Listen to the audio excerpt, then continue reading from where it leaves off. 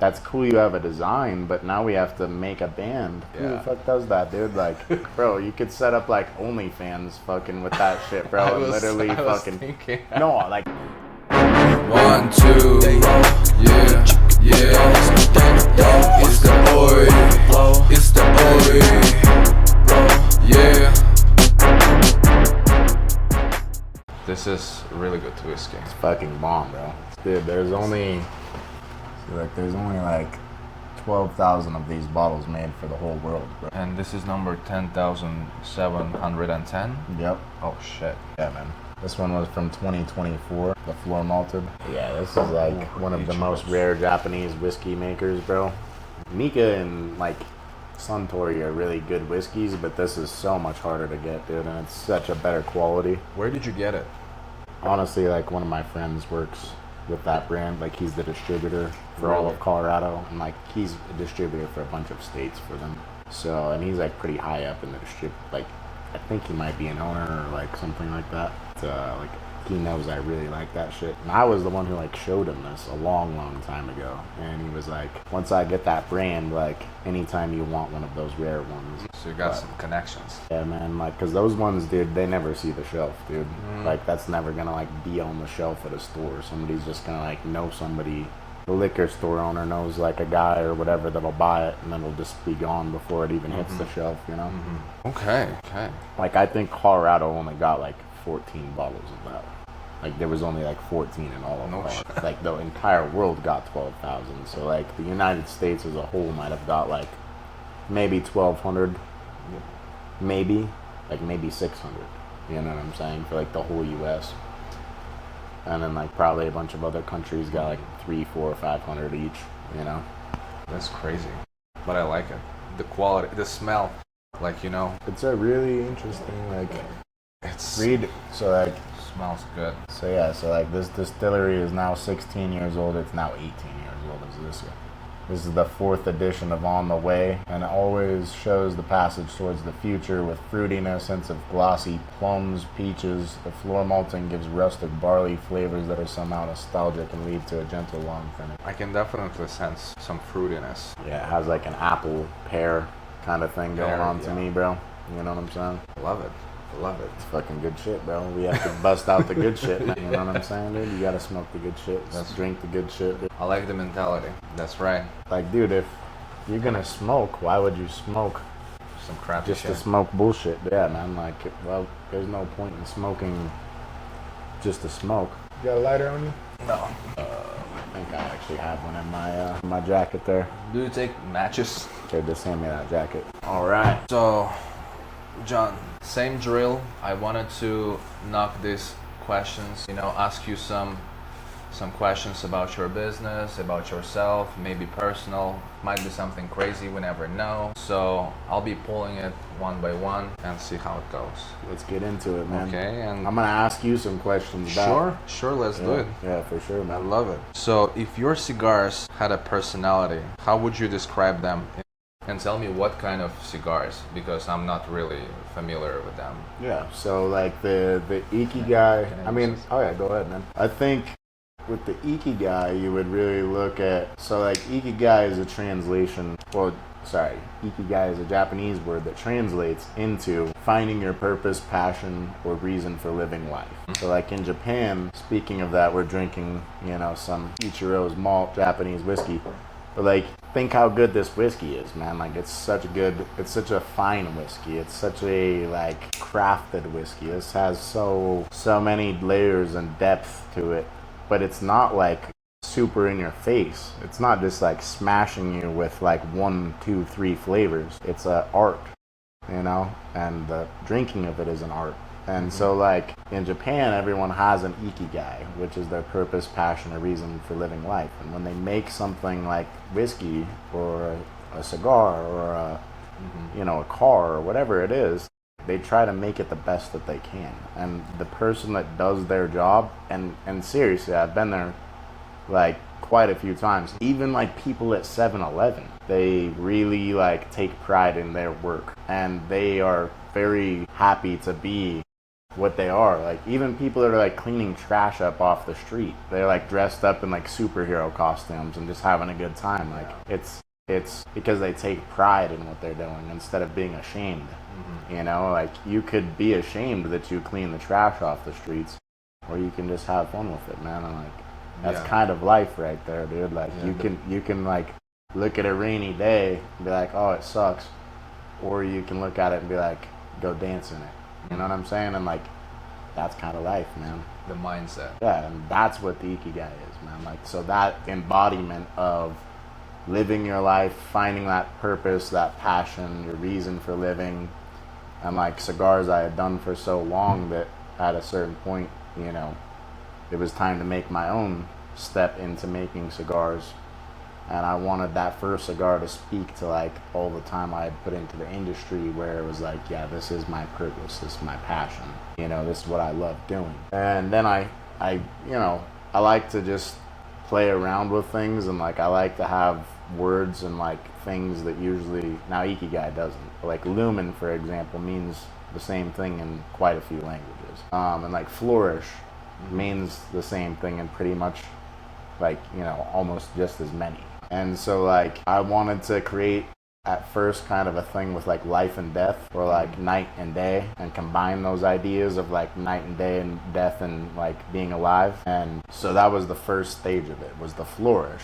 And like if you look at the band, it's like sunshine, there's like sun, you know, with like kind of like, you know, the rays coming off, and it's a woman on there that's alive, she looks very healthy, you know, everything. Well, then we're going to come out with the perish, and the perish is, you know, to die, and it's all dark colors. The cigar is a dark cigar too, like this, you know, it's a Maduro cigar. So the, you know, the Connecticut is also a lighter cigar that you typically would smoke in the morning. The flourish, you wake up, you're ready to go, you have the whole day, like you're alive, you know, you have all the possibilities in the world to like achieve that day. But then night comes, and that's when you light up the perish. Okay. You know, and like that's it's not just death, but it's like remembering why you live. You know what I'm saying? And so like the colors are dark. You have the moon on it. It's like dark blue and black, and you know, all of the colors that make you think of night and everything, along with the perish of death. But it's a more fancy way. It's a fancier spin on life and death, is, you know, flourish and perish. Where did you get your inspiration? I just, you know, honestly, like realistically, I'll just wake up. Like sometimes I'll like manifest an idea throughout the day, or I like hyper focus on something kind of, and maybe I don't come to like the conclusion that I necessarily want, but then I'll go to sleep, and like at 3 in the fucking morning I'll wake up and I have to write an idea down, and I'll write it down, and then I'll wake up the next day and I'll look at it and I'll think about it, and it's like, wow, like all of the things that I thought through the day in my subconscious came out at night during my dreams, brought it. And then you can kind of, you know, like play around with stuff, you know, and then, you know, not only that, but like I had a lot of good people around me, man. Like I had a lot of people that I ran these ideas by, you know, Jimmy and, you know, and like Jim Stegall. And so like, you know, these business partners of mine too, like we all sit there and we come up with like, what should we do for the next thing? At the end of the day, I'm leading like the ship, but like they're also the rudder kind of, like I might be steering it with the steering wheel, but they're the rudder actually guiding the ship into the right direction, you know. And so like you have to have those people around you that are going to not just tell you, yes, that's a great idea, but they're gonna be like, okay, this is a good idea, or like, hey, let's look at these ideas, or at the same time like, hey, this is a great idea, but like let's add these other details into it that can make it even better. And so like that's where I love like Jim Stegall's artwork that he does for, you know, for like our brand, man. Like I can give him an idea of what I want, and he can just like make it happen even better than I can imagine it in my head. Probably like structure it, like kind of see it more in details, what kind of steps you need to do. Yeah, he reads my mind of what I want, but he adds so much more that makes it so much better, because that's his experience of design work for so long coming out, and not only can he read your mind with what you want, he can make it better. And that's where like a truly good designer, working with someone like that is invaluable, because it takes so much less time to come up with a concept and actually put it into action. And same thing with, that's cool, you have a design, but now we have to make a band. We have to make the cigar band out of it. We have to make a box. We have to make stickers. We have to make images and logos and things that we can use for social media. And so like then him getting on the ball on that stuff very quickly as well makes the whole process go by so much quicker, of the idea and concept being put through into action, where you're like, okay, now I have the product here in a box with bands, and like that's semi like, you know, like I can come up with ideas, but like he has to actuate that. Where like with cigars, I can come up with the idea of the flavors and the blend, and then, you know, that's where I'm actuating my part, you know. Okay. You know, I'm currently like working with a couple of projects, and I feel like I'm like your guy who actually executes the idea. So one of the things that I'm working on is, you know, like nowadays the AI stuff, how you can utilize it as a tool to improve your business, to drive, whether it's traffic, visibility, marketing, even like creating like an AI receptionist for you. Someone is calling, hey guys, do you have this type of cigar? Something like this. I'm utilizing these tools to support business. It's massive. It's going to be the future, man. Yeah. If you can get into this now, you're way ahead of most people, because like, dude, most people haven't even caught on, and they don't realize, because it's just like the internet boom, man. Like people were like, oh, the internet and computers are bullshit, dude. Like think about the people that like could have bought Apple stock in like the 80s, 90s. And I mean, it was nothing. It was worthless, dude, because everyone was like, Apple's stupid, bro. And then they came out with the iPhone and like all the iPod and all these other things, man, and like revolutionized stuff 20 years later. And now look at their like stock price, man. Like you wish you would have bought that shit 10, 20, 30 years ago. True. But like, yeah, man, like the internet boom was big, but the AI boom is going to kill everything, dude. Like that is going to be the biggest thing that we have ever seen in our, like in probably human existence. I agree. To be honest with you, you're the second person that I personally hear this statement that is going to be the future, and I agree to that. So the way how AI evolving is like most of the businesses either gonna work with it or kind of die.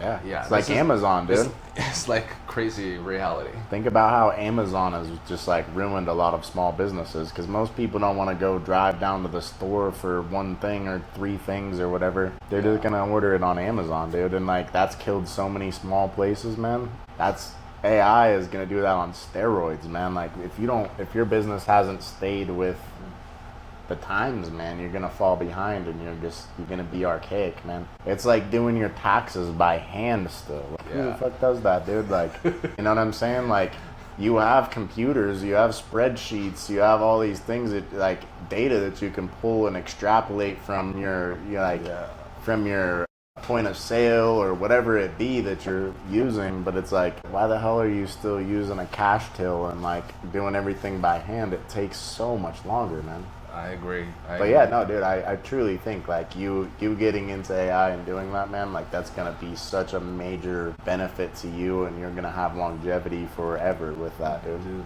Talking about AI, I'm gonna show you some examples. What I did recently is gonna blow your mind. It's crazy, dude. It's crazy. So even I want to see, man. Yeah, let me actually pull up my laptop. It's pull it out, man. Right here. You will be surprised. You will be like, what the hell is that?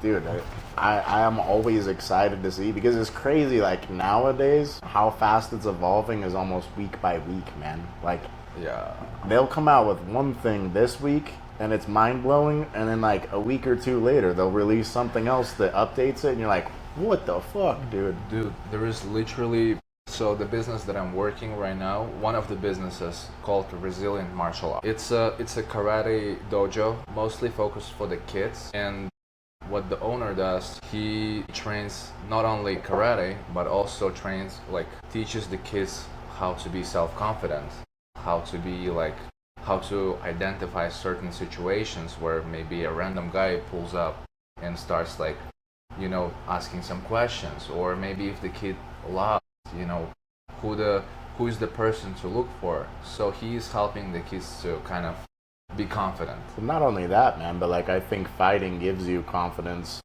the ability to fight, because like there's a quote that I love, which is, and I tell this to people all the time, is I'd rather be a warrior in a garden than a gardener in a war. Yeah. That means like I would rather have the ability to fight and be at peace, but have the ability for violence if I need to, because you can never be at true peace without the capability of violence. You have to be capable of violence to withhold peace.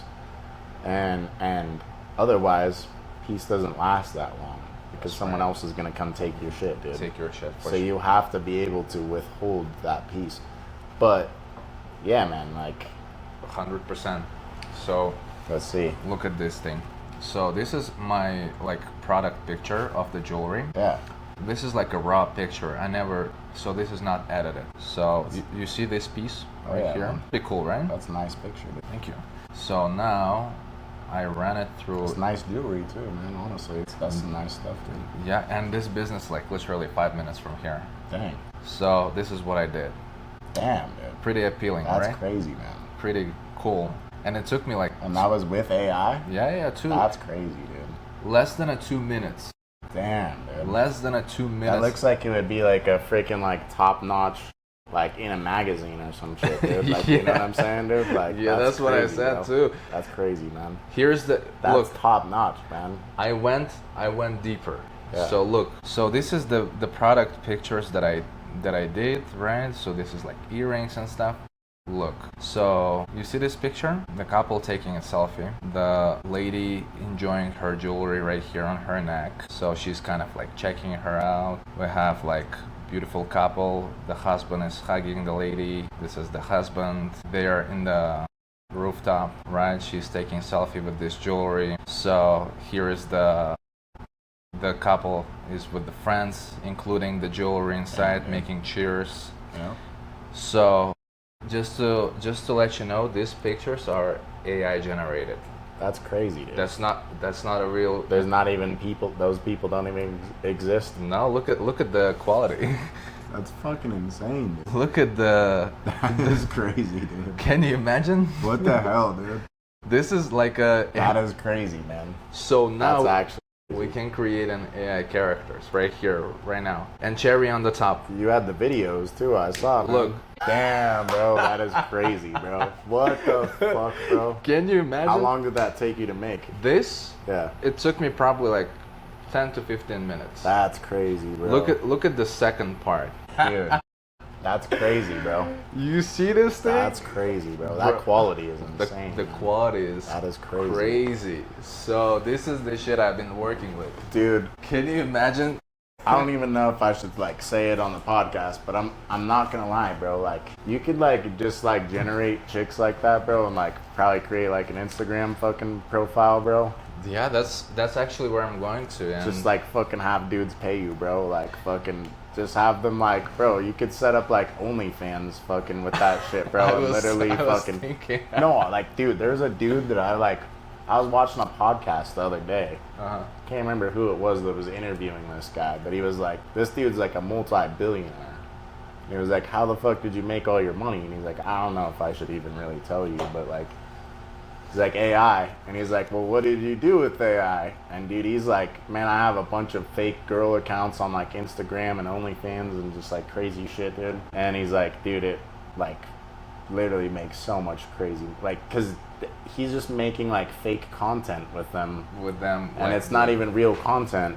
They're making videos or whatever of them dancing to some song or some shit.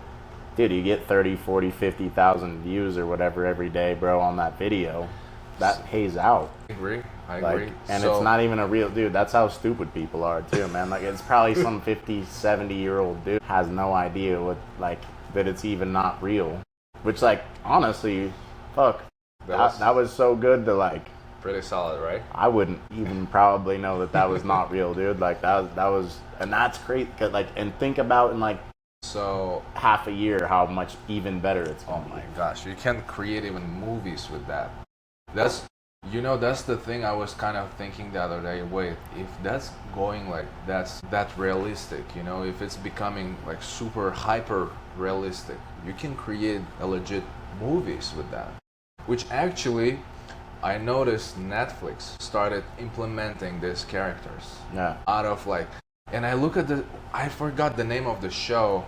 Me and my wife, we were like looking at the show, and I see the character, and I notice it's not a real human. It doesn't make a normal like natural gestures. For example, the way how the reactions, it was kind of lagging, and I'm like, wait, that's not a real human. I googled it, and it appears that I was right. That's crazy, man. And even right now in the movies, TV shows. But in like 6 months, that might not be the case, dude. It might be so good in 6 months or a year. You wouldn't like even, you don't even fucking know. Yeah. And it's like that's the crazy thing about AI is like as it's getting smarter and smarter as we're building it, the capabilities that we can use that to make it smarter grow exponentially too. That's so right. it's like yeah, it might take this long to get it to this point, but then like to get it twice as much from that point to like this point takes half as long. And then from here to double it again takes a quarter of as long. And then it just keeps going, man. And it's going. like it's in like I said, man, like we're using in my business, dude, like we're using this CRM and like it's like a whole business like portfolio. It does all kinds of stuff for you. Right. It runs reports and all sorts of stuff. Like, dude, we got it's expensive and we got this thing not that long ago, like a week or two ago. They had it set up. And then by the time that it was set up, dude, and we like basically just had learned a couple things about it, like, and it's all AI integrated. Like the whole platform has AI integration with everything. Like it does everything for you. You barely have to like do anything because like it will just run everything for you basically as long as you know what to tell it to do basically. But it simplifies everything and like it can record things and then upload things and just do all kinds of stuff for you. And like something that would take you 10 minutes will take you 30 seconds. And so it's like amazing for what it can do, but then literally just a week later, man, they use this AI to like update this whole thing, man. And it's like, dude, the capabilities were already insane. A week later, it's like twice as insane.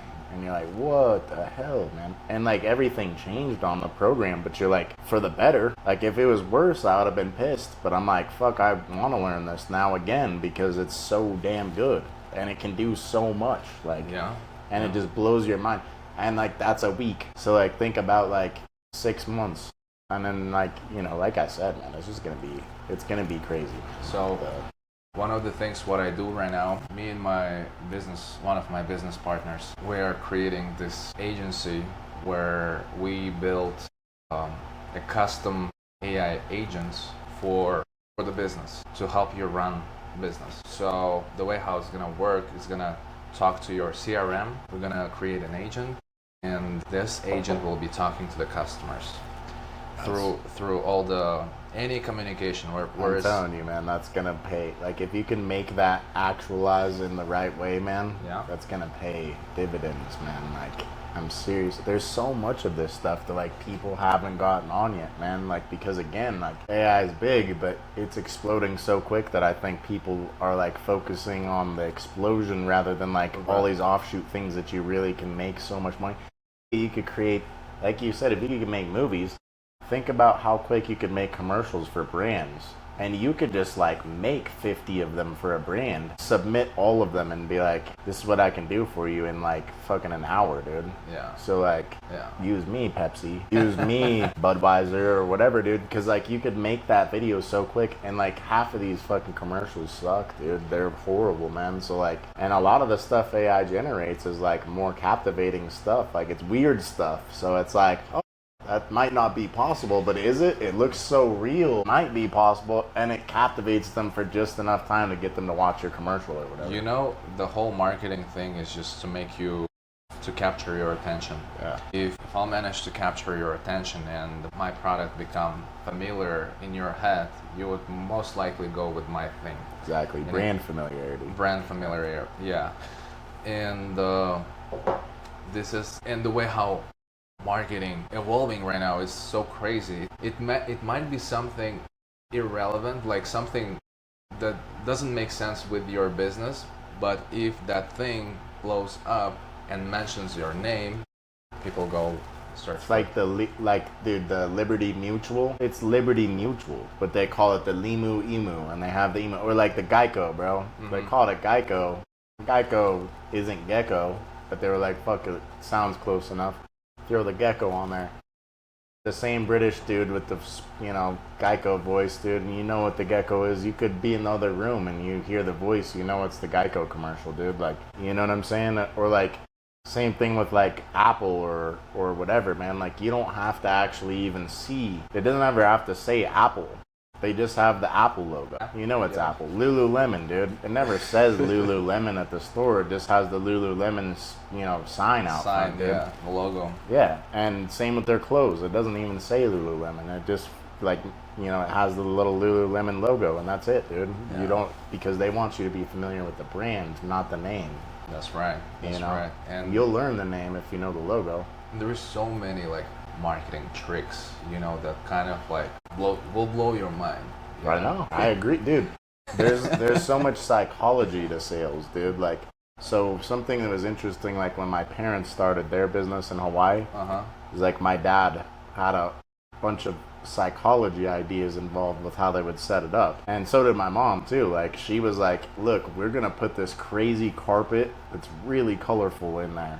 Like, nobody had carpet like this. All the other like jewelry stores and art galleries had like fancy, darker colored carpet or like lighter colored carpet or whatever. And they were like, fuck it, this is gonna look like a carnival. Like, it's so colorful. Yeah. And then not only that, but they were like, hey, my dad was like, dude, in Hawaii, stuff's expensive. Like, energy's expensive, gas is expensive, everything's expensive because you're on an island. True. And so he was like, look, man, nobody opens the doors if they have AC running there. You know what I'm saying? But he was on a really busy street in Lahaina, and he was like, hey, I'm going to blast the AC. Like, I'm going to get a way bigger AC unit than this building actually needs. I'm going to blast it on high, and I'm going to keep the door open so that when people are walking by on the street, because way more than that, 80-90% of these people are tourists, dude, and they're from states that aren't used to heat. Yeah. So they're hot, they're sweating, dude. And if you have a good salesman in your store, well, they feel that cool air blowing right as they walk through where your store is, dude. They can feel it all the way out to the edge of the street, man, to the curb. You could feel that cold air pumping, man. Yeah. And he spent money to keep that thing going like that, dude. But guess what? You know how many people would walk in his store? They would feel that cold air and be like, oh, it's so hot. Let me come in here for a second. And then if you had a good salesperson, like I said, boom, they're selling them something, dude. You're in my store, dude. Now, I got you in here. I already got you to... You already are chasing the bait. Now I just have to get you, like... And you're in Hawaii. What are you doing in Hawaii? You're here for your wedding. You're here for your anniversary. Most people only make it there once in their life. They save up their whole life or whatever to go on a 2-week trip in Hawaii or whatever. You want something to remember this trip, don't you? For your wife? Like, get her some jewelry, man. Yeah. You came in my store for the AC. That's right. I didn't tell them that, but it's like, you're like, that's what drew you in. Now I have to sell you on what I have. And so, like, and not only that, but like, you looked at my carpet. Carpet drew you in. And then here's the other thing is he would just take like little, like, he didn't even have an oven in the back, dude. Just a microwave. He would take those like pre-made cookies, like the cookie dough that are like pre-shaped.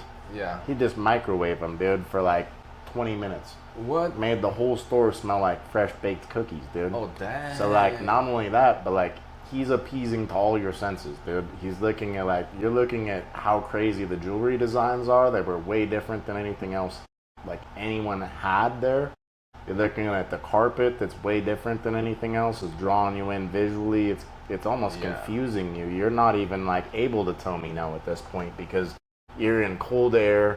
You're confused by like why the color of the carpet is so crazy. Yeah. I have some crazy jewelry that's way cooler than anything else anyone else has, and you're not gonna be able to find it because everyone else has the same shit. You know, they all sell the same type of jewelry. Oh, I got this or that. You know, Yeah. the little flip flop or you know, a turtle or whatever, or a starfish or something. They all have the same shit.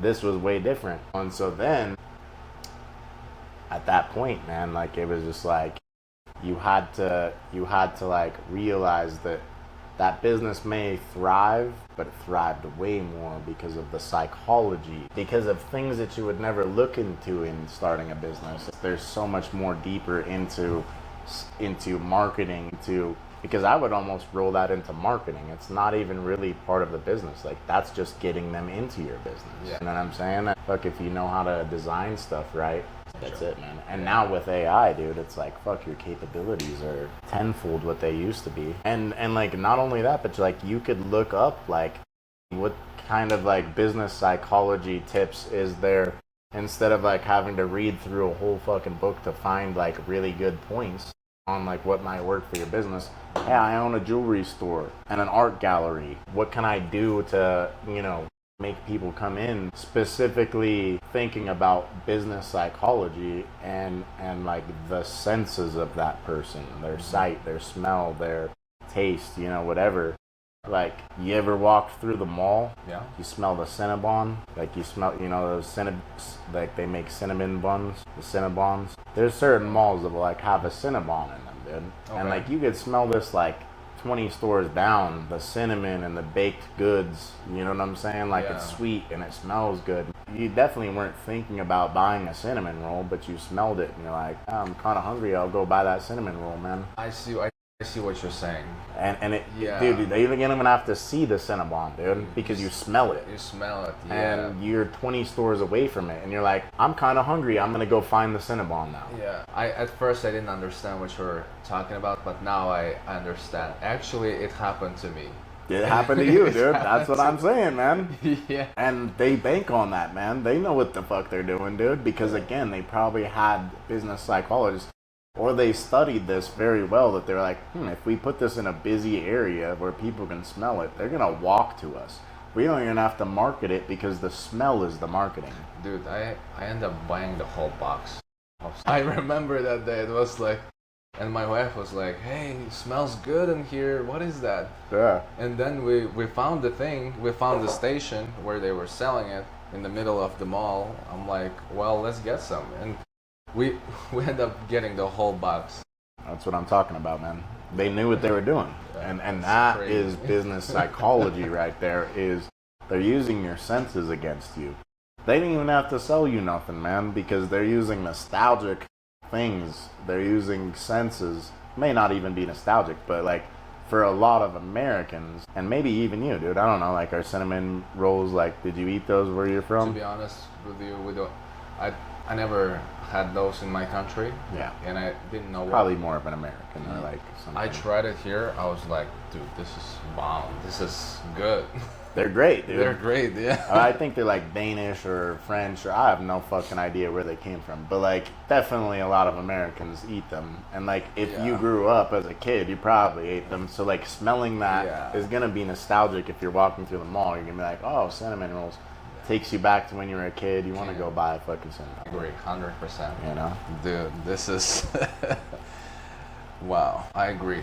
You gotta use people's senses, man. And like, dude, that's where like, think about like Apple, dude. We were going back to like brand recognition. So like Apple, a lot of the times on like their TV commercials, they're not gonna like hype really like, no, sometimes they do, but like say especially like during the Super Bowl or like big commercials that they know a lot of people are watching, they're not gonna like hype the new iPhone really. They're not gonna be like, oh, let me show you a picture of the new iPhone or whatever, and like here's what it can do. They play a bunch of really cool music and show you some cool graphics that have nothing to fucking do with the iPhone at all. Yeah. It's just people doing cool stuff or whatever, and it invokes emotion in you.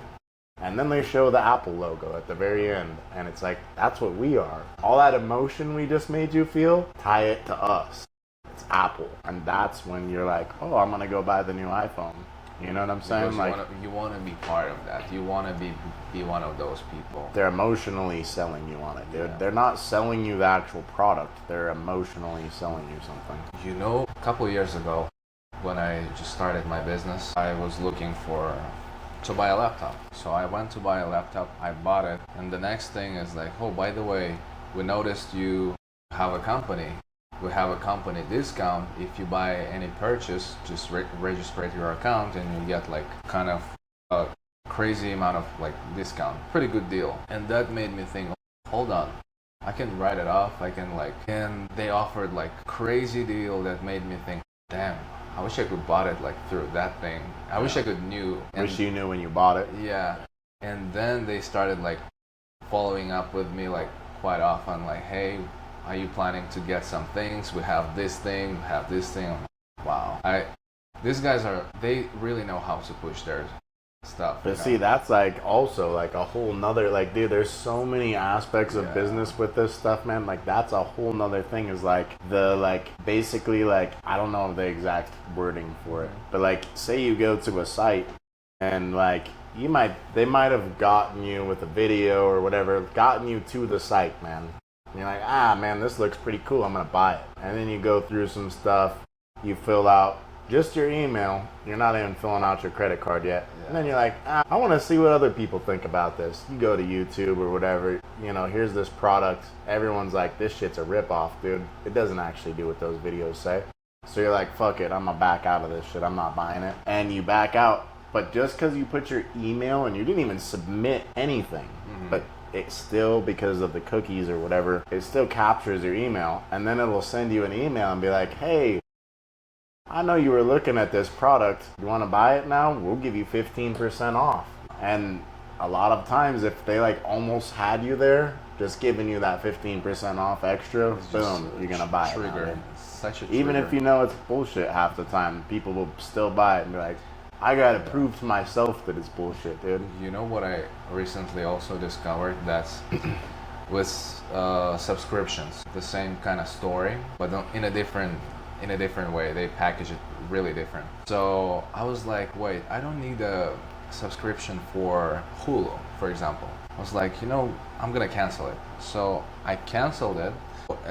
Before I press cancel, they're like, hold on a second, we have a deal going on, just stay with us another like couple of months and we'll give you 60% of discount. Exactly. Something like this, and your bill would be like, instead of $12.99, it's gonna be like $3.99. And you're like, okay, I'll stay. That's what I'm saying. That's how they get you, bro. That's how they get you. Because here's the thing, is like, a lot of people, what they're banking on you doing with that is not only that, but like, think about these two aspects of it. Yeah. If they can get 400 like people in every city, like say they get fucking 1 million people across the nation that not back out and pay them even like $2. Say it costs $12 for your Netflix subscription or whatever. Well, dude, they're running Netflix whether you're there or not, bro. They don't give a fuck about you, dude. They want your money, but like, they don't actually need you to fucking operate because they have millions of other people paying for it, dude. So guess what? If I can just capture $2 out of you, bro, and I can do that with 1 million people every month, that's $2 million that I just get to keep every month to keep doing what I'm doing. Yeah. It doesn't cost me anything to have you back out. That's well, right. I mean, to back out, yes, because I'm losing money. But it's not like gonna prevent me from running Netflix if you cancel your subscription. But I can make an extra $2 off of you for an extra month or two. And you might even be a fucking idiot, and then you forget about your subscription. Boom, I got you for another 2-3 months now at full price. Which actually almost happened to me. That's what I'm saying, because most people aren't going to remember. Yeah. Dude, we're young, but like, think if you're 55, 65, 75, whatever, and you signed up and they did that, bro, like, it might be 6 months until you realize, like, oh shit, dude, I kept paying for that. Let me cancel it again. And then they're like, hey, spend 6 months, I'll give you another discount. A never-ending cycle, bro. Over and over. Yeah, and then you forget again for 2 months, bro. Like, and it's just like, they are banking on that, dude. Like, and that's why they send out those emails and stuff. It's so worth their money, bro, to fucking have that. Like, it is. Sure. It definitely recaptures people. And again, like, that's just free money, bro. Like, it's free money. You can make money in so many ways in here. That's why, like, Which, when people, man, are homeless, dude, like, I feel bad for some people. Like, some people that, like, truly just fell on the worst times. Their wife divorced them, and, like, they lost their job or whatever, and then they started drinking or something. Like, you're probably, like, yeah, it's gonna be a tough time for you. yeah. Whatever, dude. Like, there's really bad things that happen to people. And, like, that is tragic. But, like, you also have to choose at a certain point to continue to go down that path and, like, continue to fuck your life up, or, like, be like, okay, I mourned my loss or whatever the fuck happened to me, Yeah. and, like, something bad happened, but I can go to therapy, or, like, I can do healthy things, like go to the gym or whatever, and train myself back to, like, being healthy again. Where, like, you know, I think a lot of people just basically kind of just It's always gonna be like that. I feel like there is always people who don't know much, and another side where people take advantage yeah, man. and make their thing. And, like, those people, dude, that, like, are taking advantage of it, or not even taking advantage. They just don't want to help themselves, man. They'd rather be lazy, and they'd rather just live like a transient life. And that's cool, man. Like, I've known some people that have done that are interesting people, but, like, they weren't fucking just drug addicts shooting up heroin all day and, like, getting drunk all day. Like, they had goals with what they were doing in their homelessness. And they were, like, crazy dudes. They had schizophrenia or whatever, and they didn't want to take their medication, but, like, they were functionable people. They just weren't functionable in society as a whole to, like, keep a job 24/7 or whatever, dude. You know what I'm saying? And it's like, whatever, dude. Do your thing. You're not infringing on anybody. You're not taking anything from anybody. You're just living your life in a different way than I live my life. Which I respect that. Like, that takes so much grit to do what some of those people did, like living out in the woods and just hunting all day, and, like, living off the land and, like, camping out in the woods for months and months or years. Like, and, like, some of them ended up after that learning so much grit and so much, like, perseverance through getting themselves through those tough times and, like, living out in the woods, that then they're, like, CEOs of huge companies now and stuff, dude. And, like, that grit taught them everything they needed for the rest of their life to become a part of society. And that's just kind of the solitude and figuring everything out in their life that they needed. But, like, if you just want to be a bum, man, it's like, dude, there's so many opportunities out there, man. There's so much money, dude. There's so many things you can do to help yourself. And there's so many resources, man, if it's, like, mental or whatever physical, like, things that are pulling you back from a job, well, then, like, go get help, man. Like, there is things, but if you just want to do heroin on the street, dude, like, I don't feel that bad for you. I feel like the knowing people, getting the right people around you is one of the things, you know, what makes those choices, you know, like 100%, man. And I feel like a lot of people kind of, like, they don't open up, like, they don't come. For example, if I don't know anyone, you know, I'll be doubting myself. You know, you kind of, like, start doubting yourself, and you don't have confidence in you, and you'll be afraid to come talk to people. You know, I agree, and I think there's a lot of people like that, man. But that's where, like, for an example, like, I think us as humans don't focus on ourselves in the right ways. Like, it's cool to be like, oh, I'm gonna go treat myself and do these things, and, like, oh, I'm gonna go buy a nice cigar, drink some good whiskey, buy myself a new car, buy a new Gucci handbag, whatever it is, dude. Like, but those things are so temporary, man. Like, yeah, you made yourself happy for 24 hours or a couple weeks. Like, you can flex your Gucci bag to people, or your BMW, or your cigar, or whatever it is, man. Like, but that doesn't actually bring you any lasting, like, anything, dude. That's just, like, it's just part of your life, man. It's just something you do, dude. But, like, actually working on yourself and, like, becoming grounded, man. Like, I think that is one of the most important things people don't do, is, like, become grounded. They need someone else always to give them validation. And to tell them that they're doing good or whatever. Tell yourself, man. Look yourself in the mirror every morning. And, like, and hold yourself to it, though, dude. Hold yourself to greatness.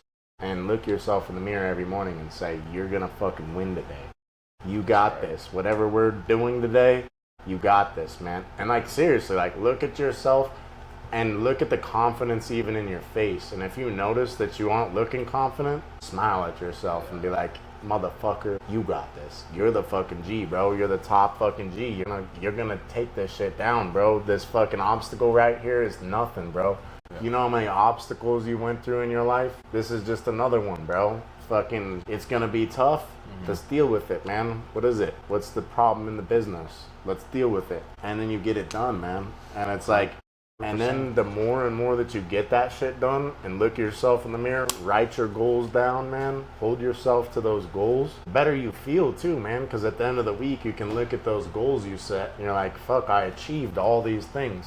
If you don't write that shit down and look back on it, you may have achieved a lot throughout the week, but if you don't actually think about what you achieved and give yourself credit for it and like mark it off the list, dude, that you did it, man, it doesn't give you any feeling about it. You're just like, oh, it's another thing I did this week, and I did a bunch of things this week, and they're stacking up, and I have a bunch of stuff I'm doing all the time, and I'm always busy, and I don't have time to do this and that. Or just like, you can set your goals, knock them out, and after you knock them out, mark it off the list and be like, I'm a fucking G. I told myself this morning I was a G. I knew I'd get this shit done. Yeah.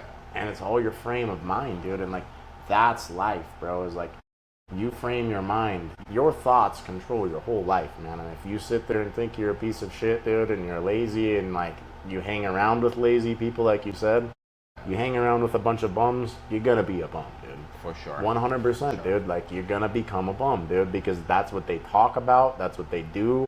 They live a life of bummery, and that's bum. You're a bum.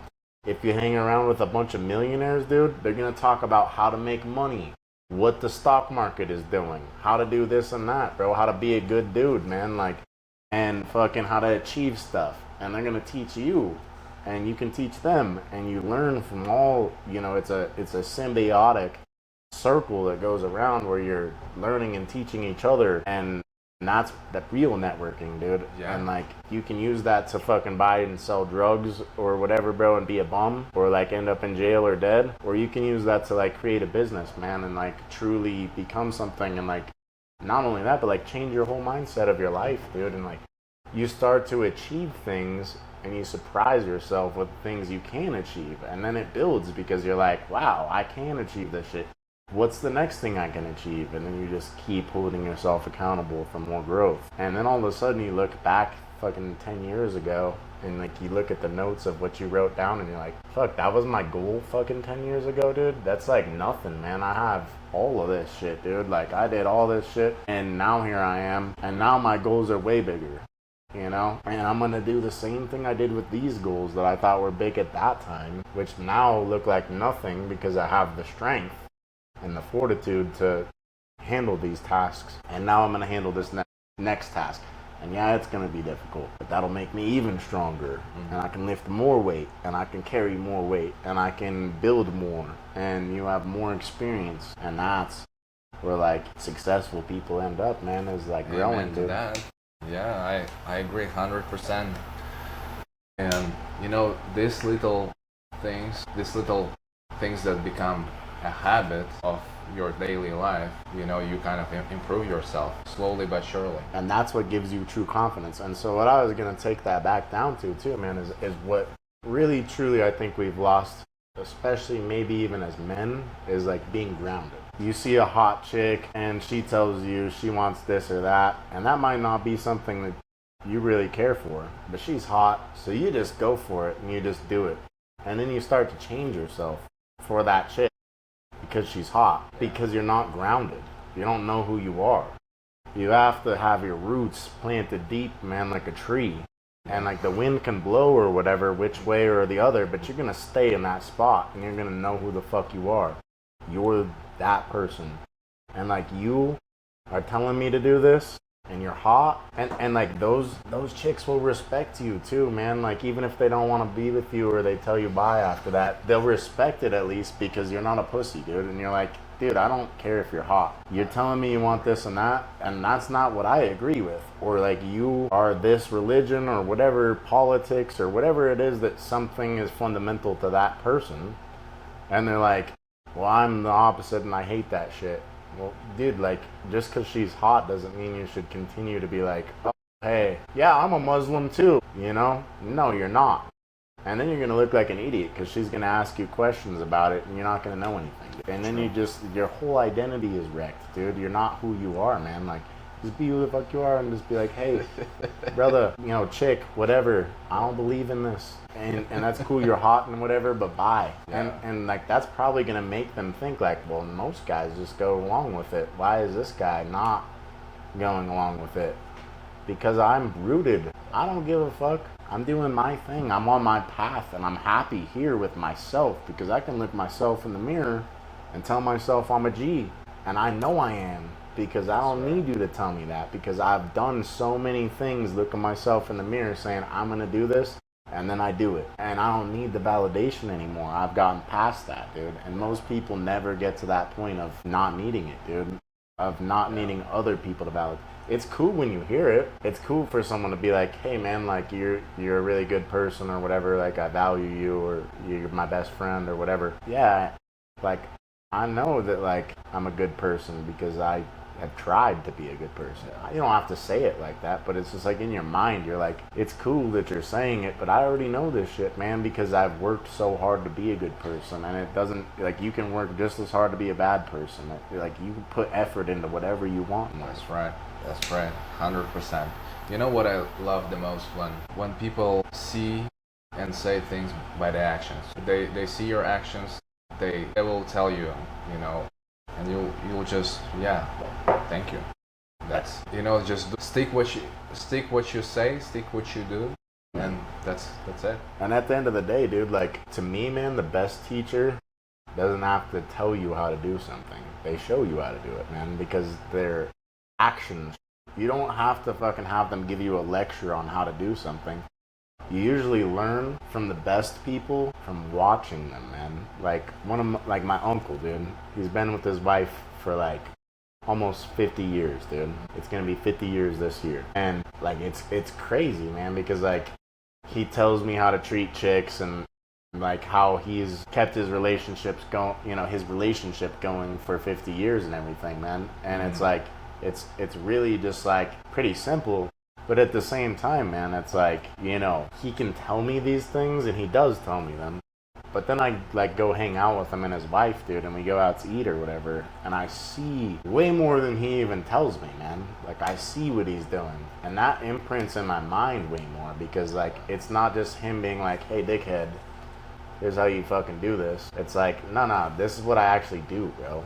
Like, this is me, bro. Watch. And I don't have to tell you because you're going to watch, and like, if it sinks in with you and you identify with it, you're going to pick it up and you're going to use that. If it doesn't, then fuck it, dude. Like, we're just out here having fun eating dinner anyways, dude. Yeah. You know what I'm saying? But like, he's that type of guy where he's like, I want to be able to like have you remember me for what I was and like teach you things that like throughout your life you might look back and be like, Uncle Mikey did it this way, that's why I want to do it this way or whatever. Yeah. And like, that's when you remember people too. Like, those are the best mentors. You're not remembering what they said, you're remembering the person and how they were. And also the best teachers, I feel like, has to be like older than you. 100%, man. Like, and not always, but like, dude, the wisdom that an older guy like that can teach you, he's done it for 50 years. He's been with his wife for 50 years. He did something right, man, through 50 years to keep her, dude. You know what I'm saying, man? Like, and they're happy, dude.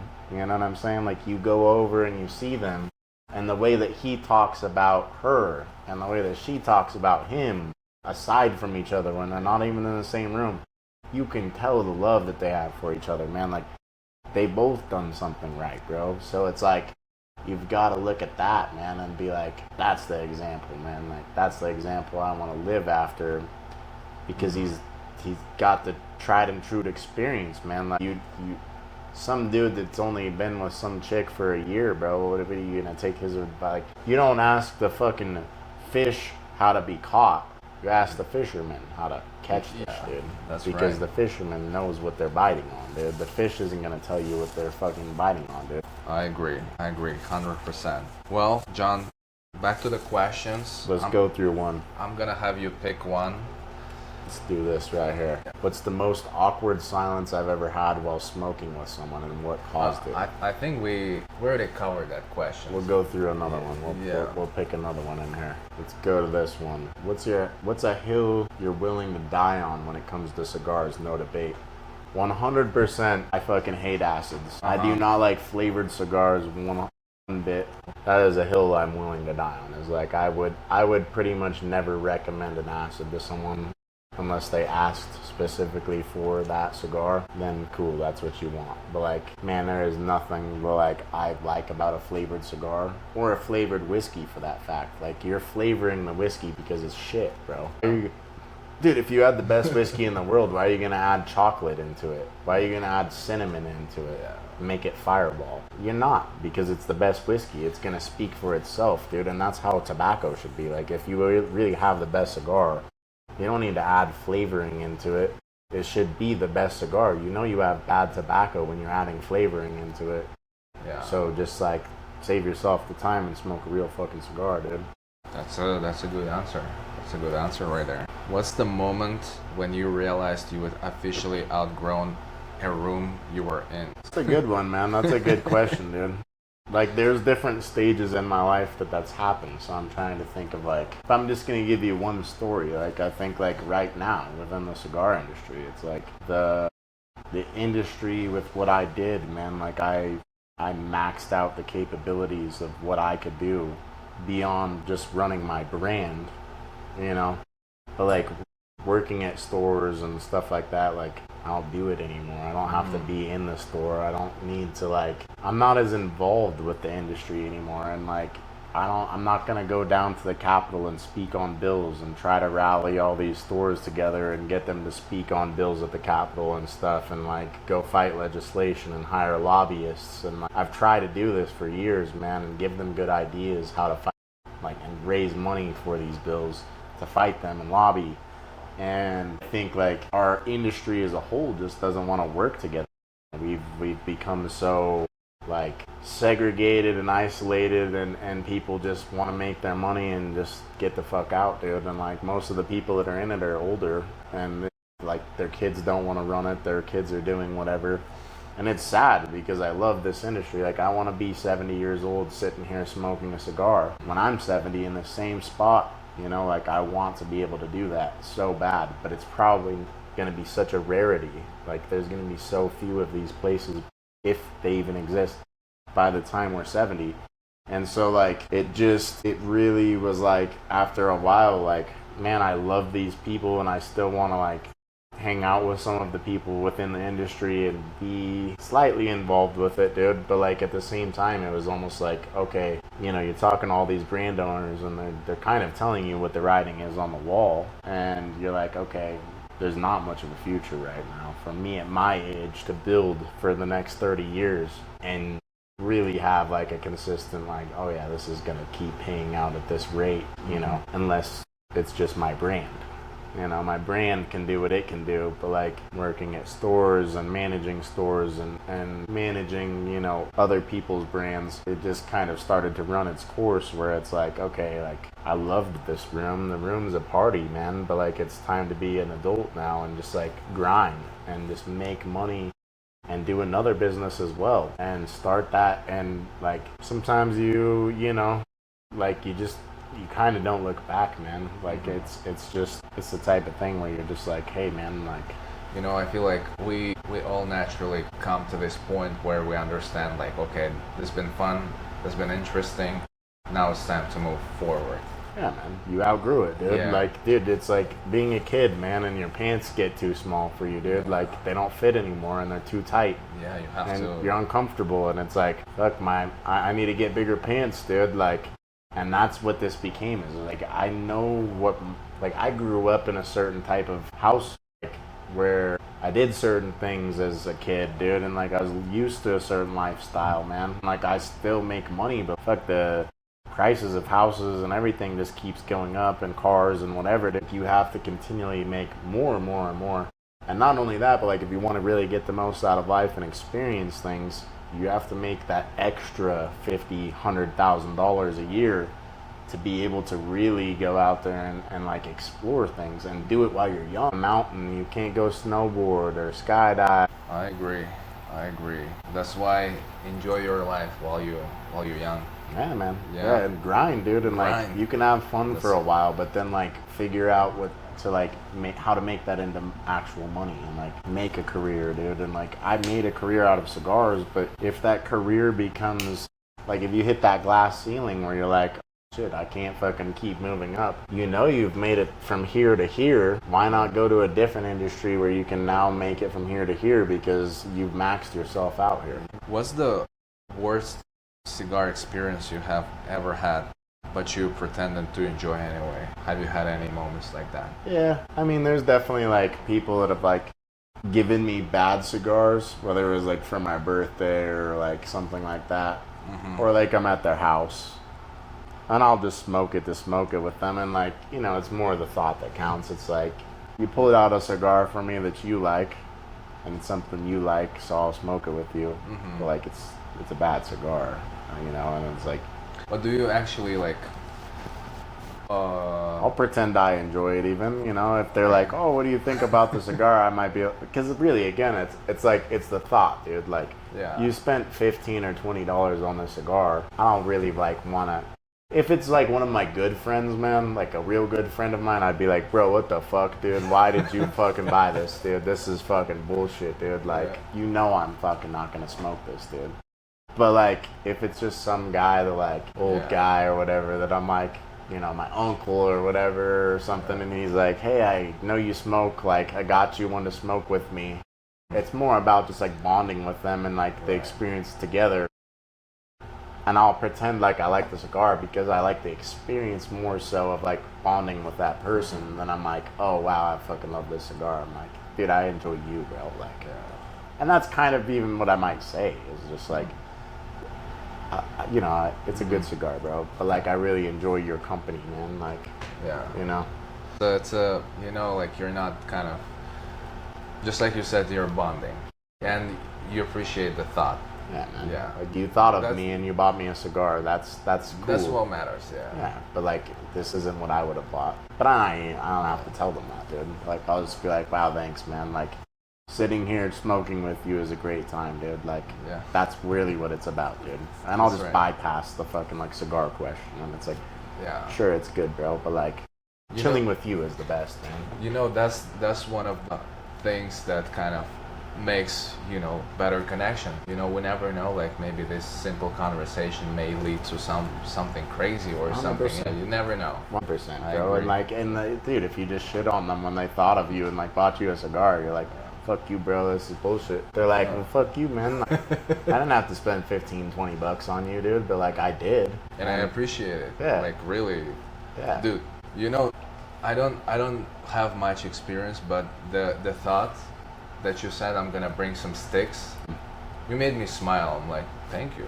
Something small. You worked hard too, though, bro. Like, and what you do is good, man. You have good production. Everything looks good, bro. Like, I want you to also be like getting taken care of through this too, and that's who like I am, man. Like, there's a lot of people that like, I'll do stuff and it's not even that big, bro. Like, I want to bring you something. Maybe that was like $70-$100 worth of cigars, bro, and you gave 2 of them away, bro, that I was gonna give you. Like, and then drinking some good whiskey, like, dude. But like, that to me, man, like, that's what this is for, man. Like, this is for like people I enjoy spending time with, and I bust it out and we drink some good shit and smoke a good cigar together, man. Like, I don't want to smoke it alone. I don't want to drink it alone, bro. I have that shit sitting in my house. Go ahead, bro. I have that shit sitting in my house all the time, dude. I have like 50 fucking bottles that are like this, bro. And then I have like a whole collection, probably $50,000 worth of bourbon and scotch and Japanese whiskey that I don't even touch, bro, because most of it's like an investment, or it's just stuff that I'll drink later on down the road when I want to, man, and I'm with the right person, and I'm like, hey, here's all the shit I got. You're like my best friend. What do you want to drink today, bro? I haven't seen you in a year. And they're like, dude, I've always wanted to try this bottle. And you're like, tonight you're gonna, bro. Let's open it, dude. Cheers to that. You know? Cheers. Yes, sir. Yes, sir. Cheers, man. But yeah, man, like, that's what I think, like, this is all about, man, is just enjoying it with someone. Yeah. I agree. Yeah. I agree. So, what's the wildest compliment you have ever given because you smoke cigars? What's the wildest compliments you've given to someone? Well, I mean, like in our last podcast, dude, I was definitely wildly complimenting Tom. You know, like Tom is I've definitely told Tom, man, like, dude, you could combine a lot of the top guys, man, in every store in Colorado. And Tom's probably literally forgot more than all those dudes know combined. You know, like I don't wildly compliment people unless they deserve it, man. Like, I really don't. I'm not the type of guy that's gonna be like, dude, you're really great at what you do, man. Like, you're so awesome, blah, blah, blah. Like, unless you're awesome. I might tell you you're doing a good job if you're like learning or whatever. Like, if you've been here for 2 years and you're just a mediocre dude, bro, I don't have shit to say to you, bro. You're a mediocre fucking employee, bro. Like, you hold down the shift, but it is what it is. People will remember Tom. He'll die, dude, and 20 years from now, people like me will still be talking about this guy Tom that fucking knew everything about pipes and had like thousands of pipes, bro, like, and was the expert, man. You know what I'm saying? And like, that's like something, I mean, I think like there's quite a few owners, like Kyle Gellis, man, from Warped, Scott, you know, from Warped, Riley from Aganorsa, Matt Booth, you know, from Room 101, Rainier from HBC. Like, a lot of those guys, man, I talk to them, and like, I tell them every time I see them, like, man, I appreciate you. I love what you do. You know, you guys are some of like my mentors and like my, you know, like inspirations basically for like how I've done my business, or given me ideas of how to like do things in my business. And, you know, like, I think that's really where, yeah, that's where it's at, man. I agree. And also, I got a chance to meet Tom, and we met quite a few times. And when I met him for the second time, you know, there is something in this person, you know, that I'm happy to see him. Yeah, man. Yeah. You know, I remember like coming up to him like, "Hey Tom, how are you? How's it going?" He's like your grandpa, dude. Yeah. You know what I'm saying, dude? And like, and he's just like so strange too, man. Like, he'll tell you the weirdest jokes. He's always got some offshoot shit that he'll tell people, man. Like, and he's so old that you never would expect it. Like, you're like, dude, this is like your grandpa. But your grandpa is telling you, hey, if you give me a $20 tip, I'll get up on this square pole and bruise my hips for you, and I'll do a couple circles around it. Yeah. And you're like, dude, Tom, what? You're like 70, bro. What the fuck are you talking about, dude? And he's like, I'll do it, you know. And you're like, Tom, I bet you would, man. Yeah. Like, that's what's memorable about Tom. Like, you walk into so many stores and it's just an NPC. Like, it's just a video game character where they're just like, hello, how may I help you? How may I serve you? 2532 for your shirt. Would you like a bag? Have a nice day. And then they're fucking gone, bro. And like, you're never gonna remember that, dude. But like, the dude that takes that extra second to be like, oh hey, I noticed you got this sports jersey on. Fuck your team, bro. You know what? Go Broncos or go Patriots or whatever. And like, he just plays into the character that he has become, man. And throughout that, he's evolved into someone memorable, into a character, into like a truly like timeless person, man, that again will be, even after he's gone, people will still talk about Tom, man. Like, and those are like the people that I compliment wildly, that have achieved wild success or have been something, because like, they deserve that, man. And Of course. they've worked for it, dude. And yeah, man, like, why compliment someone for doing mediocrity? There's so much mediocrity, dude. Like, why be dishonest with them or you and be like, oh, dude, you're doing a great job. No, you're not. You're doing your job. You're doing the job, dude. Yeah. But you ain't doing nothing beyond that. 100%. I agree. Let me ask you one, bro. Let's do it. Let's see what you got in here. That one might be hard for you. Let's try a different one. Yeah, this is a good one. So was there ever a moment that you thought, with what you're doing here, or in anything else, man, this might not work, and what kept you going anyways? There was a moment where I doubted myself 100 times, even more than that. Like, I've doubted myself so many times, and came to the point where I'm like, you know what, fuck it. I'm tired of these nonsense thoughts in my head, without even trying. So let me try, and then we'll see, and then we'll see from there. So each time, like with videography, I doubted. I was like, damn, I don't know, is it gonna work or no? Is it gonna? And there was a moment when I was in the restaurants, I was in hospitality most of my most lifetime, right? From the student, like I was working in a different restaurants, hotels, internships. And then I remember like one of my managers, he was like, hey, I need some kind of video. Can you do that for me? And I was like, sure, let me try. I tried it, and my manager was like, hey, this looks cool. Can you do more? And I was like, sure. And I did more. He was like, give me more, more. He kept encouraging me. And I didn't understand like where am I going, but I still. But it was teaching you as you went. Yes, yes. And he was like. And you were getting encouragement too, where it was like, hey, you're actually doing something good that's benefiting this business. We like this. Keep going with it, and that probably made you want to learn more too, you know? That's right, 100%. Then I came to the point where I was doing it like out of it became a hobby, right? And I was like learning some new skills, new tricks, FX transitions, different kind of things without even realizing that I'm actually learning some skill right there. Yeah. And then the turning point was like when my best friend came to me as like, hey, my daughter is having a wedding. I need someone to film that. And I didn't even know how to film weddings. But she had such a strong confidence in me, which I didn't even have back in that time. And I eventually like, okay, I'm gonna do this. You know what that is though, is that's like almost the same thing. It's so similar, but it's close enough to looking yourself in the mirror and telling yourself, you got this shit, bro. They were telling you, bro, like you were doing this stuff already. You at some level knew that you were doing good, that you were making good stuff.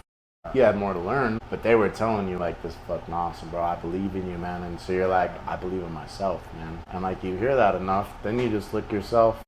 Yeah, I got this shit, bro.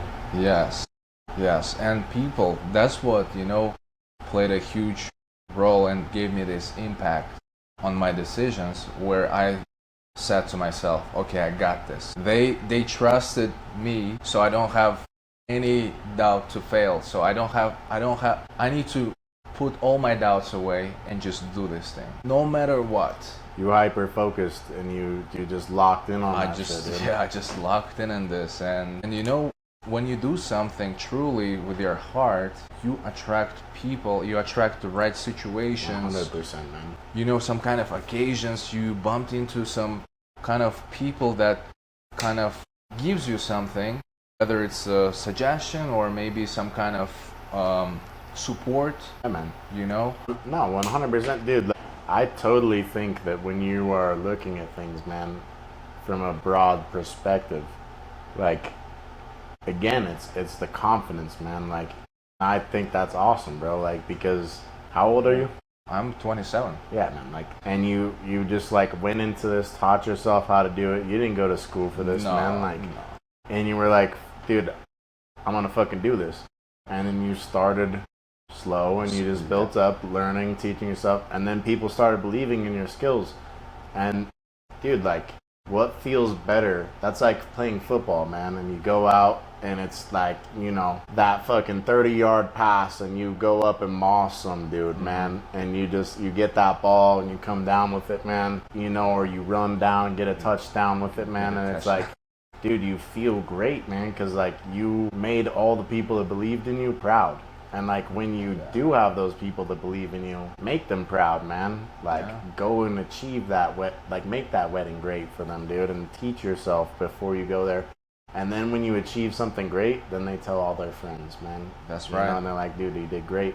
And it's so much cooler of a story too for them even, because they're like, dude, Oybek, bro, like I believed in him, man. I was the first person to have my wedding done by him, man. And like I was like, no, Oybek, you got this shit, bro. Like, and then look at these pictures, they're great. And then you show that, and then they're like, well, fuck, I want my wedding done by Oybek when like I get my shit done, or like, hey, I have a business or whatever, and I want him to do some media for me, dude. Like, and now like with.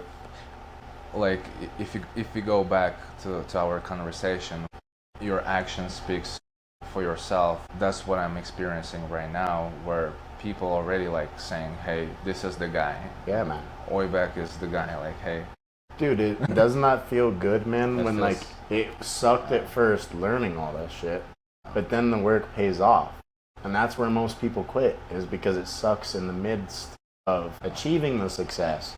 But if you can make it through that, like, that period of fire, dude, where you're getting burnt, man, and it hurts and it sucks and you're not getting business and, like, people don't want to, like, do stuff. But then all of a sudden you start making, like, you start doing whatever you're doing good. You start making good videos and good content, and then people are like, wow, I'm really interested. Like, this is great, dude. I want to fucking be a part of this.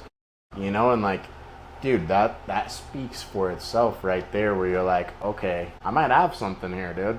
People like this. Yeah. You know, and you have this feeling, you know, inside of you, like you're on the right path, you know, you're doing a good thing. That's the same belief you had when you got into it. But then once you have the success with it, it solidifies that, man. Like, where you're like, okay, I can see it. I can see the light at the end of the tunnel, man. Like, I can actually visualize the success and make it happen. And I've done it now. So now all I have to do is build that and take it to the next step and the next step and just keep getting better. And that's where, like, the ikigai is, bro.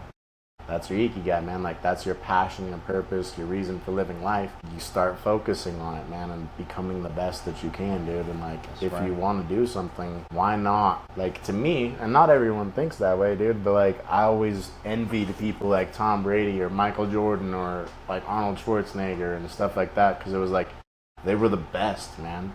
And they didn't even, like, care about what they got paid. It wasn't about, like, hey, I want to be the top paid guy because I'm the best. It was like, no. Like, Tom Brady, he was like, dude, I'll be the 16th best paid quarterback, even though you know I'm the GOAT.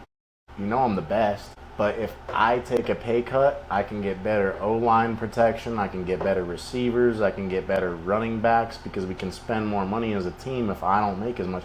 And my goal as Tom Brady is to win. I want to win Super Bowls. I want to be remembered forever. I want to create a legacy of winning and of greatness, dude. And that's what they're about. It's not the money, dude. It's the greatness. It's the achieving and becoming something timeless. Again, like I talked about even with Tom. Something that people remember when you're gone, dude. Like, you create a legacy that will live on. And that is, like, what you want to embody, man. Like, as a person, I think. And, like, again, coming back down to, like, bums and drugs and, like, being depressed and all that shit, like, dude, if you have a goal in your life and you stay focused on it and you are achieving things with that, you're never going to have time to think about, like, oh, I'm sad, or, like, I don't have, like, you don't think about that shit because you're so focused and locked into what you're doing, man. It doesn't matter, man. None of that other shit matters. It'll come. And you realize that because everything came with the success that you did in that aspect. Then you start to realize that everything in life is kind of pretty similar in success. Sometimes you got to be patient, but things come, and if you work at them and work on yourself, just keep pushing. Just keep pushing. Keep going. all of a sudden it feels like it just falls in your lap, though, dude. And you're like, what the fuck, dude? This is easy as fuck, dude. Yeah. You know, and it just becomes like, it becomes autopilot because you've done it so many times. Yeah. Same thing with, like, what you're doing, man. Like, as many times as you've done this, now it's become easy. But, like, I'm sure at the beginning it was a lot. You were figuring things out and fine-tuning things, and, you know. I agree 100%. And then you'll continue to grow, man. You'll get more cameras, you'll get more equipment, you'll get a studio, dude, and you'll really start to fucking, like, blow up, dude. If the cigar was to speak a secret to you, it would mostly be like, you, like, I don't know if it's necessarily a secret, but, like, I want it to speak to someone where, like, you're taking an hour of time to yourself, and I want it to speak the secret of, like, whatever is going on in your life, whatever you're thinking about, man. Like, I want it to be the mediator between your thoughts and that goal. And, like, speak the be the mediary of that, dude. And, like, you're thinking these thoughts, now you're smoking a cigar and it slows you down and you're, like, relaxed and okay, now you slow everything down and think about things a little slower and a little more, like, with a magnifying glass. Learn from yourself. Take that cigar and like learn from your friends, man. And that's the secret I wanted to speak is like think about people you're around and when you're smoking it, or if it's just you, think about the things that you're going through with your life. Let the cigar open your mind to the possibilities of that. Whatever it is, man, your kid was born, you had a wedding, you're just smoking it that day because you're smoking, but like think about something while you're smoking the cigar and let it speak to you, dude. Let it tell you the secrets that are already there. Let it just unlock the secrets that are already in your mind. You already know everything. You just have to remember it. You know, it kind of reminded me one of those moments where I was kind of like vulnerable and I was by myself sitting in the room. I wasn't smoking, but I was kind of like deep thoughts. When your mind is kind of like foggy, you don't think straight. Yeah, for sure. And I remember I was like kind of confused in certain situations that I had at the moment. I'm like, what am I doing? And then all of a sudden this aha moment came. I'm like, hold on. I got into something, like the idea came and I started slowly like finding a way of solving the problem. And then I figured it out pretty much. Yeah. That's what I just remember. And that's where I'm saying, like, if you're already in that mindset, a cigar can be a tool to use to get your mindset just a little different and a little more relaxed, a little more slowed down, to where when you're facing a problem like that, potentially it might help you out because you just take that moment and you, instead of thinking a bunch of thoughts about an idea, it takes everything and it like puts horse blinders on you.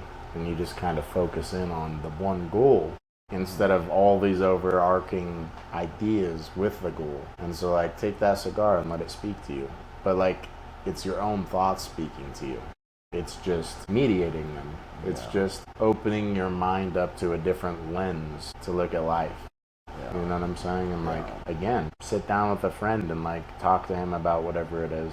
Like I think that's what cigars are best suited for, is like you could be going through whatever and like sometimes you need to think to yourself about it and realize that stuff, but like if you have a person you really trust that's a good friend of yours, go and talk to them and smoke a cigar with them, and like you're both opening up your minds in different ways and thinking about the idea. It's a different perspective on something, and like listen to them and not take the advice, or you might take the advice, but like you get a different perspective. That's right. You know? That's right. You know, one of the things when I got here, now I do have some people that I talk to, but at first it was really hard because I didn't have any friends that I could share my thoughts, what's happening, you know. Yeah. That was like one of the hardest times at first. I can't even imagine, bro. Like that is a difficult thing, man. Like, dude, I give you fucking some major props, man. Like, moving here, bro, and like, you didn't speak the language, man, learning English, fucking not knowing anything about a country. Like, even as American citizens, man, there's so much stuff that like we don't understand about our own country, with taxes and business laws and all kinds of stuff, dude. Like, and if you come over here and you already don't understand English and everything that well, to be able to like do what you've done in such a short period of time, man, that's like actually should give yourself some major props on that, because like, dude, most people that are already born here can't fucking achieve anything, dude. Like, they're just gonna work at Walmart or fucking McDonald's or whatever, dude. Like, and they have no goals, dude. They don't have any, like, they're just gonna be part of the matrix, dude. Like, you're a part of the system, and you're never gonna be anything more than a part of the system. You're gonna pay your bills, live paycheck to paycheck, maybe a little bit above. Maybe you gotta go, like I said, every fucking 10, 20 years. Oh, we've saved up for 10 years to go to Hawaii for 2 weeks. Alright, that's your one thing you gotta do in 10 years, bro. Like, could have grinded a little harder and fucking made something. Like, you could have gone and seen so much shit in the world, dude, but like, you decided that you were comfortable, and it was the comfort that killed your fucking ambition to achieve better things in your life, when really all you could have done was just work a tiny bit harder. Yeah. And you would have done a lot more. You know, so like, yeah, man.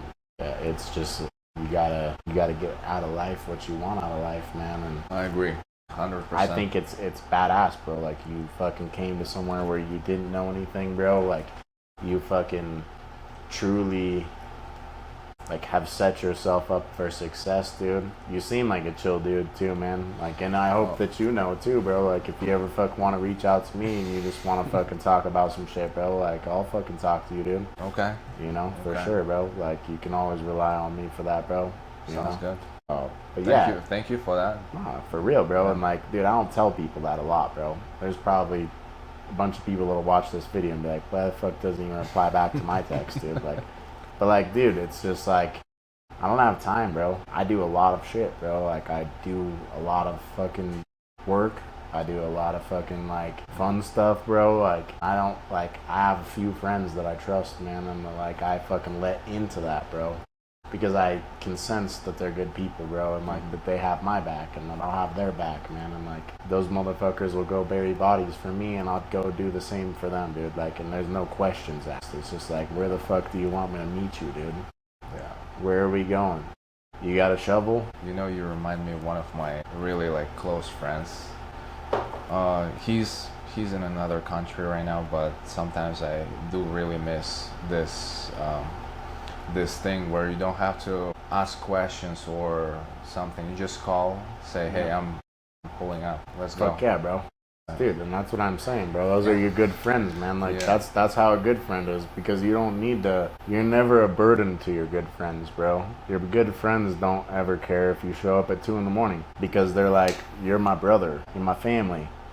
Like, I'd do that for my family. If you're my brother, bro, I'd do that for you. I'm gonna fucking take care of you. And like, shit, you just had a crazy night, bro. You need somewhere to crash. Come fucking sleep on the couch. Whatever, your girlfriend kicked you out of the house, bro. Come sleep on the couch, bro. Like, we'll fucking talk about it. We'll have a good night, bro. You go back in the morning and make up with her, bro, or you break up. Whatever the fuck it is, dude. Like, decide what you want. We'll talk about it that night. What do you want to do, bro? Is this some bullshit, dude? Like, were you an asshole?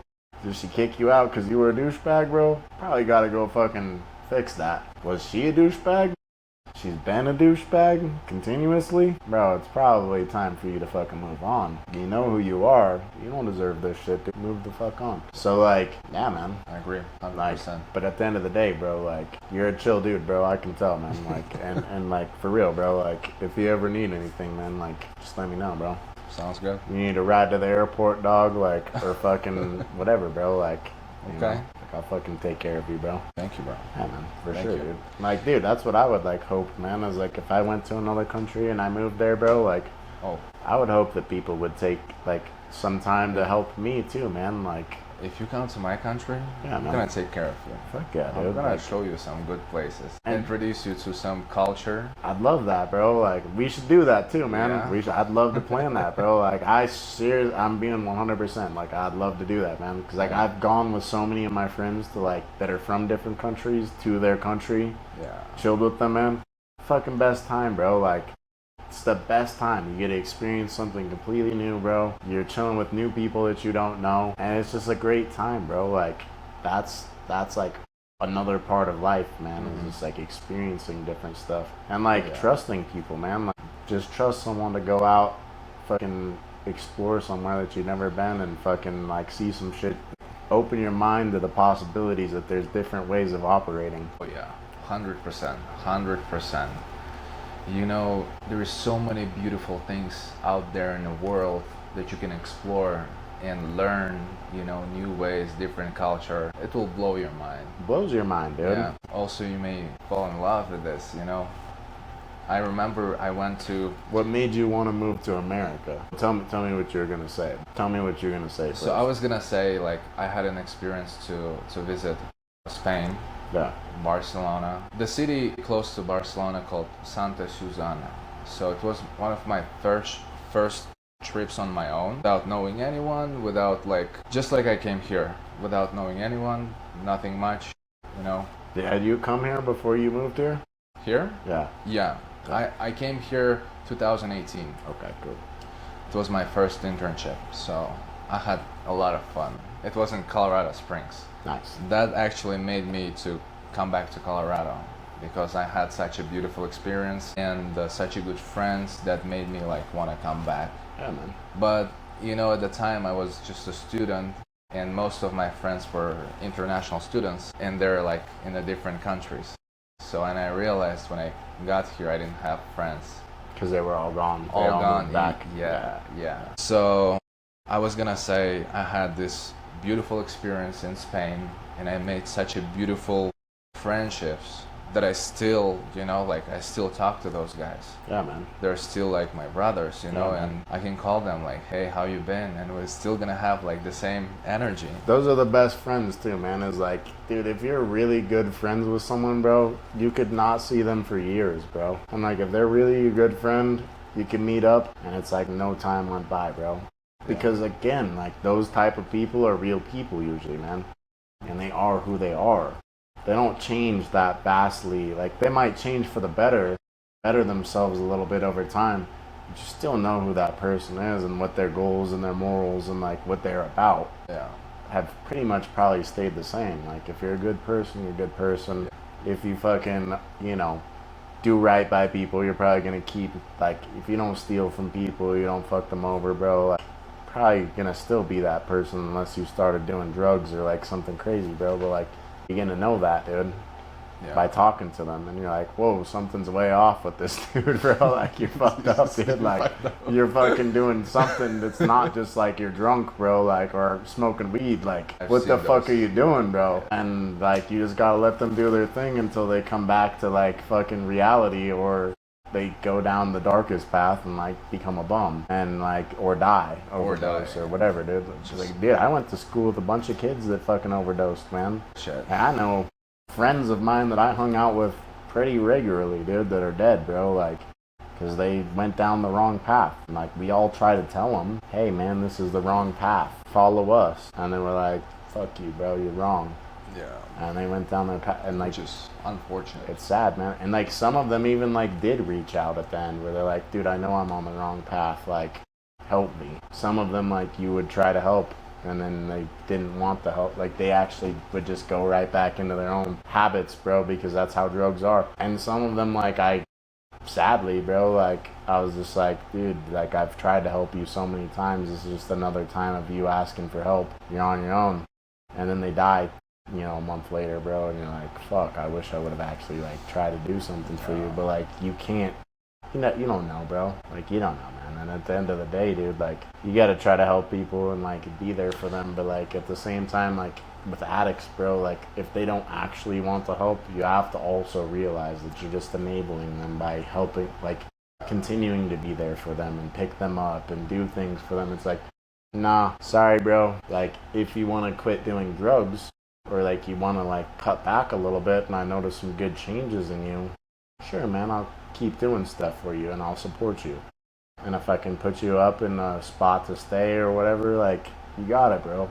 I got an extra room. If you don't want to help yourself and you're still going down the same path, you can't stay with me and you can't be around me, dude, because I don't want to hang around a loser, bro. Again, like, I don't want to be around 10 losers, because you become the 11th loser. The 11th, yeah. It's like, you're not part of my circle because you don't have the same goals as me.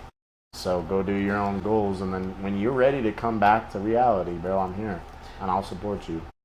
Back to your question, that was one of my main reasons why I came here, because I was surrounded by people who don't have any goals, don't have just bunch of, like, people, like, who kind of, they care about, like, party, fun, drugs, girls. I got tired of this thing, and I was like, you do it for a little bit and it's fun, and then you're like, if you're smart, you're like, dude, this is fucking boring after a while, like. And I remember clearly there was a moment where I had a friend and I told him, look, if you do this, this, and this, stay consistent, we're gonna make it for sure.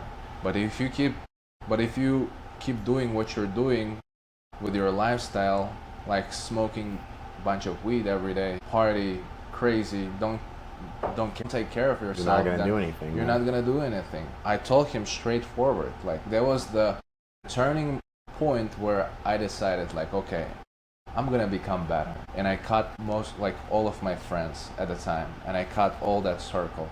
I give you major props on that too, though, bro, because not everyone can do that, man. Like, so many people get comfortable in that circle, bro, because it's their friends that they've been with their whole life or whatever, bro, and you've been around them and it's comfortable. But, dude, like, it takes some real grit to look inside of yourself and be like, this isn't who I am. Yeah. This isn't who I want to be.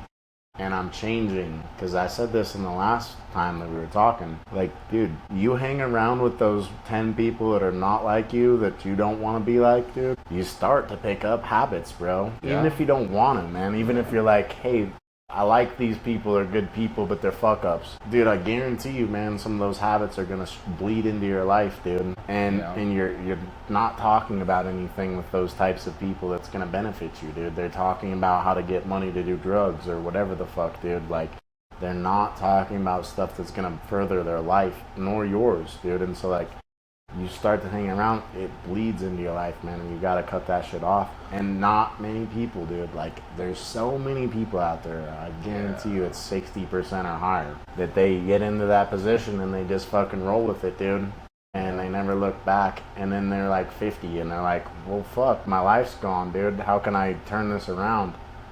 Dude, you're kind of too old at that point to fucking relearn things, dude, and like train yourself into a new habit. And like, it's way harder at that point to quit doing things and retrain your habits out, because you've been doing it for 30 years, bro. Like, you fucking gotta do it now, bro. And like, the strength that it takes to like, dude, in everything that you did, man. Like, not only like cutting off your friends, moving, bro, doing all that shit, starting a business, dude, like all of that stuff at once, bro, which you have to realize then, man, like, truly, dude, like, look at yourself in the mirror tomorrow morning. 100%, I guarantee you, dude. Like, do it. Look at yourself and be like, way back. Yeah. You're a fucking G, bro. I'm doing it. Like, do it, bro. Like, you're a fucking G, bro. Like, you cut off all these fucking people, bro. You got out of a comfortable situation that, like, may have been comfortable at the time, but you started to realize it was uncomfortable because that's not who you are. You got out of that. You fucking moved to a place that you didn't know anyone. You didn't speak anything, bro. Like, you learn the culture. You learn the language. You learn fucking how to do business, bro. You learn fucking everything else that you're learning between social media and like marketing and everything without going to school for it. Like, dude, you gotta sit there and prop yourself up and look at yourself in the mirror, bro, tomorrow and be like, oh, back, you're a G, bro. Like, you've come so far, dude. And like, this is like who you are, bro, as an animal, bro. You're a fucking beast and you're here to eat, dog. Like, the fucking shit's there to eat, dude, and I'm gonna eat. And you gotta tell yourself, man, every day, bro, like, all right, Oibek, this is what I'm gonna do today, and we're gonna kill this shit too, bro. Just like you did yesterday, just like you did 2 weeks ago. Yeah. And this is the next fucking kill, bro. This is the next thing that's gonna feed me. You know, I just remember this video of a lady. She's been asked, like, what man is gonna do in his 20s, and her answer was like this. So she says, be hungry, improve yourself, learn something, do a first step, change yourself, be like an animal that constantly a hungry animal that goes for hunt every day. You know, and that video kind of like, you know, that speech, the way how she explained it, yeah, you know, it was such a powerful message that I still like remember this. Like, it's real though, dude. Like, you gotta be hungry. You gotta think of yourself like, dude, we're primal creatures, man. You have to think of yourself as a hunter, as an animal, bro. Like, you're every day, bro, you're on the next hunt. And what's that hunt gonna look like, man? Tell yourself. Yeah. Plan it out, bro. Like, write it down. Whatever it is, tell yourself in the mirror, this is what I'm doing today.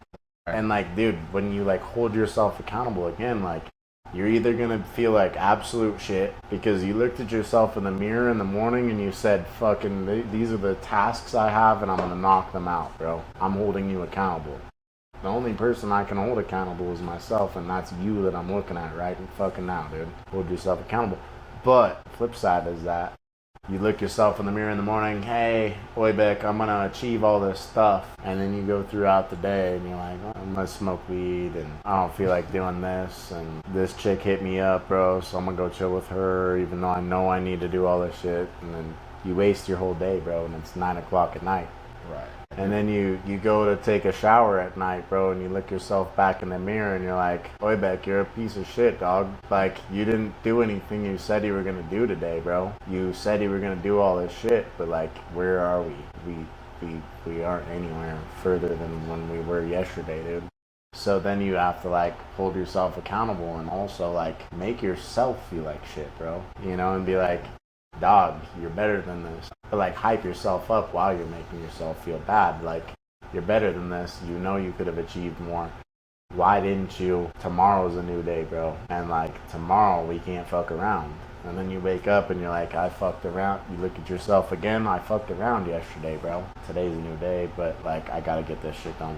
And then you get it done. And then guess what? You look at yourself in the mirror at the end of the day. Fuck yeah, bro, you're a G. Yeah. Did what you said, man. Fuck yesterday. Yesterday's yesterday. Could have done this, could have done that. But today I did it. Yeah. Tomorrow, here's the next docket.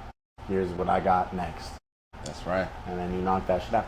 And dude, then like I said, a year or two goes by of doing that, and you look at yourself, and like the pressure that you realize you can withstand, the shit that you went through to move here and all of that, bro. Dude, you formed a diamond, bro, out of coal. Like, you were coal before you moved here, bro. You were coal before you cut off all your friends. Like, the moment you were starting to cut off those buddies that you were like, you don't benefit me anymore because, like, I'm going down a different path. You're starting to pressurize that coal into a diamond. And then you move, and it's getting stronger and stronger. And you're feeling that pressure, too. You're like, fuck, dude, I moved to a new country. I gotta learn English. I gotta do this. I gotta do that. Bunch of shit's hitting you all at once. But guess what? That's building you so strong that then anything else in your life that you ever face, bro, you already can look at yourself and be like, dude, I got through this. This is nothing, bro. Like, yeah, I'm stressed a little bit, dude, and I know there's pressure here, but like, I know I can perform because I've already performed. 1, 2, yeah.